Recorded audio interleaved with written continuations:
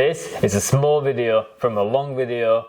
Enjoy. In this video, we are shading the bird. We're gonna shade the snake and probably mostly the snake today. What I have is 23 mag, and then I have also 7 X-net liner. I'm pretty sure it is. And then what we're gonna shade is basically from down to up, and we just shaded the leaves. But to shade the snake, I can see in some places it has like a black shading. So the grey wash shading and black shading is 2 different shades. It's 2 different looks and heals 2 different way. What we need now is a black shade. So I have 2 ink cups of black and grey there, but I need the 3rd ink cup and I'm gonna take black as well. So we can really like do black shading, and then the drop shadows, basically the shadow of what the snake casts on the bird, will also be in solid black. I really want to make it contrasty, like a really dynamic look, which means I need ink up, I need the black ink. What I have there is, for the grey wash, I have this Killer Black Extra Light, and because it's in a fake skin, I use Extra Light to shade, like I shade these 2. So this is Extra Light. If you use any other shades on fake skin, it just goes straight to the black, so it's really hard to get smooth. But when you have Extra Light, you can get some sort of smoothness. On a real person, a human, I would literally go dark, medium, light, Extra Light. I would literally use all those 4 or 3 tones, but because this is a fake skin, it gets affected differently. We are gonna use, well, I use Extra Light for shading. But now we need ink up, we need black ink. Before we start shading, for little disclosure is, when we shade a neotrite or anything like this, we stick to nature. So the sun shines from above, casts the shadow underneath, so we follow the physics. But then we also shade just to make it look cool. So we sometimes go against physics in some places, so it looks cool and it looks dope, and sometimes it just makes no sense, but we do anyway because it looks dope. And your job is to follow the physics and to make it look dope at the same time.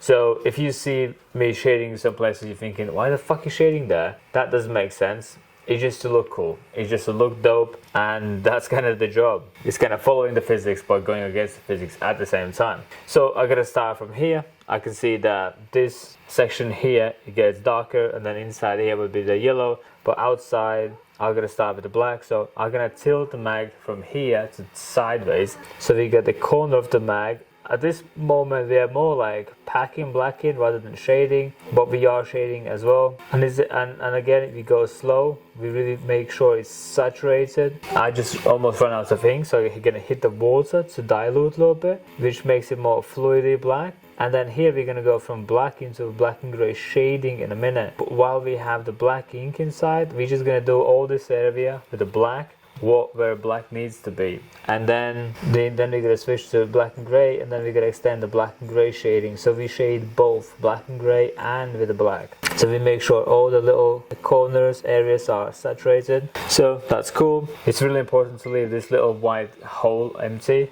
to indicate that that's a separation between them. I'm gonna make this edge darker, and then I'm gonna shade up until this line here. Small movements, careful movements, you don't want to go over the line, and we still use the 23 mag like that. Gets nice and neat. Then I gotta hit the water to dilute a little bit, make it less saturated, and then we can shade slowly till this wall. It's probably more job for black and gray, but it's kind of nice to dilute the black, and then the black turns into black and gray, as in the gray wash.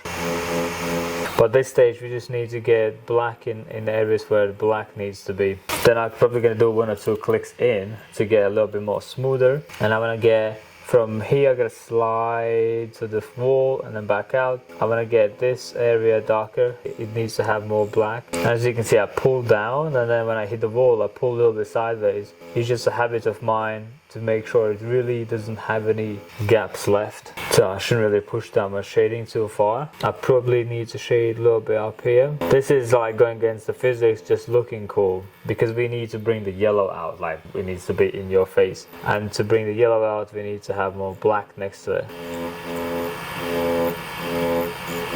And then in a minute, when we're going to shade this section, this is where we go back to the physics, and then we shade the bottom section of it.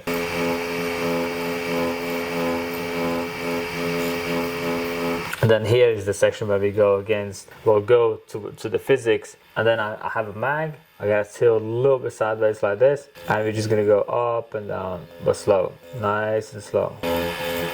4 45 degrees, really calm, chill shading. You might be wondering what happens to the black here. You don't really need to go over the black too much. You just shade where the shading needs to go, like this. So in a sense, it will hit a little bit of the black, but if you don't go too harsh, nothing's gonna happen. And then same here on the bottom, we need to do the shading on the bottom section, just to dramatize that this is like the bottom. And then with the black, I also gonna shade here to again kind of dramatize the twist, the corner.